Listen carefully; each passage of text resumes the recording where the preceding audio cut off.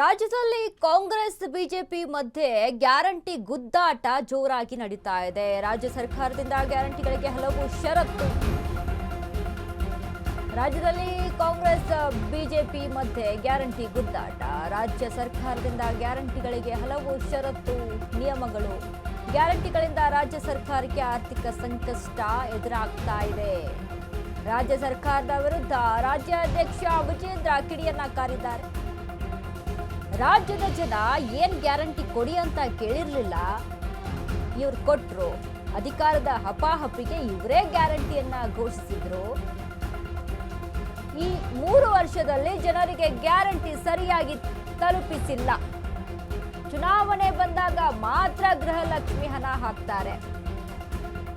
ಈಗ ರಾಜ್ಯದಲ್ಲಿ ಗ್ಯಾರಂಟಿಯಿಂದ ಆರ್ಥಿಕ ಸಂಕಷ್ಟ ಶುರುವಾಗಿದೆ.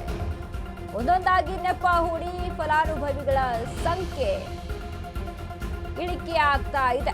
ಇಳಿಕೆ ಮಾಡ್ತಾ ಇದ್ದಾರೆ. ಕಾಂಗ್ರೆಸ್ ಶಾಸಕರೇ ಗ್ಯಾರಂಟಿ ಹೊರೆ ಅಂತ ಹೇಳ್ತಿದ್ದಾರೆ. ರಾಜ್ಯ ಸರ್ಕಾರದ ವಿರುದ್ಧ ಬಿವೈ ವಿಜೇಂದ್ರ ವಾಗ್ದಾಳಿಯನ್ನ ನಡೆಸಿದ್ದಾರೆ.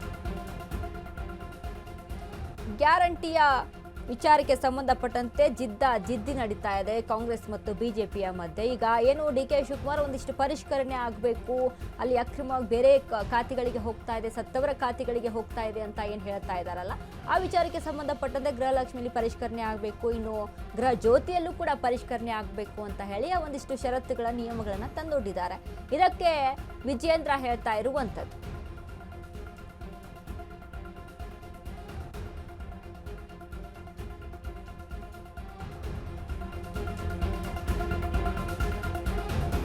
ಬಿಡದಿ ಟೌನ್ಶಿಪ್ ಡಿಕೆಶಿ ವರ್ಸಸ್ ದೋಸ್ತಿ ನಡುವೆ ಜಟಾಪಟಿ ನಡೆದಿದೆ. ಡಿಕೆ ಸರ್ಕಾರ ರೈತರಿಂದ ಒತ್ತಾಯದಿಂದ ಭೂಮಿ ಪಡೆದಿದೆ. ಬಿಜೆಪಿ ರೈತರ ಪರ ಇದೆ ಎಂದ ರಾಜ್ಯಾಧ್ಯಕ್ಷ ವಿಜೇಂದ್ರ.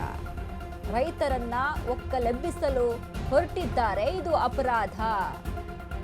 ಜಮೀನು ಕೊಡಲ್ಲ ಅಂತ ರೈತರು ಹೇಳಿದ್ರೂ ಸಹ ಕೇಳ್ತಿಲ್ಲ. ಪಿಎಂ ಮೋದಿ ಅವರ ಹೆಸರು ಹೇಳಿಕೊಂಡು ದಲ್ಲಾಳಿ ಕೆಲಸ ಮಾಡ್ತಾ ಇದ್ದಾರೆ. ಟೌನ್ಶಿಪ್ ಯೋಜನೆ ತಡೆಯಲು ರಾಹುಲ್ ಬರಲೇಬೇಕು. ರಾಹುಲ್ ಗಾಂಧಿ ಮಧ್ಯಪ್ರವೇಶ ಮಾಡಬೇಕೆಂದ ಬಿವೈ ವಿಜೇಂದ್ರ. ಬಿಡದಿ ಟೌನ್ಶಿಪ್ ವಿಚಾರಕ್ಕೆ ಸಂಬಂಧಪಟ್ಟಂತೆನೂ ಕೂಡ ಮಾತನಾಡಿದ್ರು. ರೈತರ ಜಮೀನನ್ನ ಕಿತ್ಕೊಳ್ಳುವಂತ ಕೆಲಸ ಮಾಡ್ತಾ ಇದ್ದಾರೆ. ರೈತರು ಕೊಡಲ್ಲ ಅಂದ್ರೂ ಕೂಡ ಒತ್ತಾಯ ಮಾಡಿ ತೆಗೆದುಕೊಳ್ತಾ ಇದ್ದಾರೆ. ಆದ್ರೆ ನಾವು ರೈತರ ಪರ ಇರ್ತೀವಿ, ರೈತರನ್ನ ಒಕ್ಕಲೆಬ್ಬಿಸಲು ಹೊರಟಿದ್ದಾರೆ, ಇದು ಅಪರಾಧ ಅಂತ ಮಾತನಾಡಿದ್ದಾರೆ ಬಿವೈ ವಿಜೇಂದ್ರ. ರೈತರು ಸಹ ಹೇಳಿದ್ರು ನಾವು ಕೊಡಲ್ಲ ಅಂತ, ಆದ್ರೂ ಕೂಡ ಕಿತ್ಕೊಳ್ತಾ ಇದ್ದಾರೆ. ಇದಕ್ಕೆ ಸ್ವತಃ ರಾಹುಲ್ ಗಾಂಧಿನೇ ಬರಬೇಕು.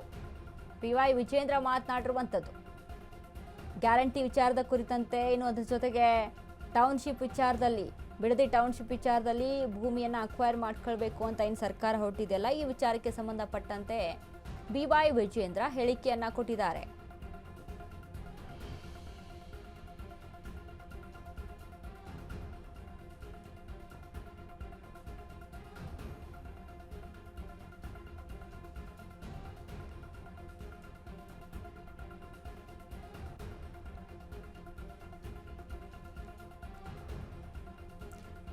ಈಗಾಗಲೇ ನೋಡಿ, ಬಿಡದಿ ಟೌನ್ಶಿಪ್ ವಿಚಾರದಲ್ಲಿ 500 ಎಕರೆ ಸ್ಟಾರ್ಟಿಂಗ್ ತೆಗೆದುಕೊಳ್ಬೇಕು, ನಂತರ ಅದರಿಂದ ಸರ್ಕಾರವನ್ನು ತೆಗೆದುಕೊಂಡು ಅಲ್ಲಿ ಒಂದಿಷ್ಟು ಏನು ಕೇಂದ್ರ ಘಟಕಗಳನ್ನು, ಅಂದರೆ ಮೀನ್ಸ್ AI ತಂತ್ರಜ್ಞಾನ ಏನು ಬೇರೆಡೆ ಹೋಯ್ತಲ್ವ, ಆ ರೀತಿ ಡೆವಲಪ್ಮೆಂಟ್ ಮಾಡಬೇಕು ಅನ್ನುವಂಥ ನಿಟ್ಟಿನಲ್ಲಿ ಸರ್ಕಾರ ಒಂದು ಯೋಜನೆಯನ್ನು ಮಾಡ್ತಾ ಇದೆ ಅನ್ನುವಂಥದ್ದು. ಬಟ್ ಇದರಲ್ಲಿ ಇದು ಒಂದು ರೀತಿಯಾಗಿ ರಿಯಲ್ ಎಸ್ಟೇಟ್ ದಂಧೆ ಆಗ್ತಾ ಇದೆ. ರಿಯಲ್ ಎಸ್ಟೇಟ್ ಅವ್ರಿಗೆ ಕೊಡ್ತಾ ಇದ್ದಾರೆ ಈ ಭೂಮಿಯನ್ನ ಅನ್ನುವಂಥದ್ದು ಕುಮಾರಸ್ವಾಮಿ ಕೂಡ ಹೇಳಿರುವಂಥದ್ದು.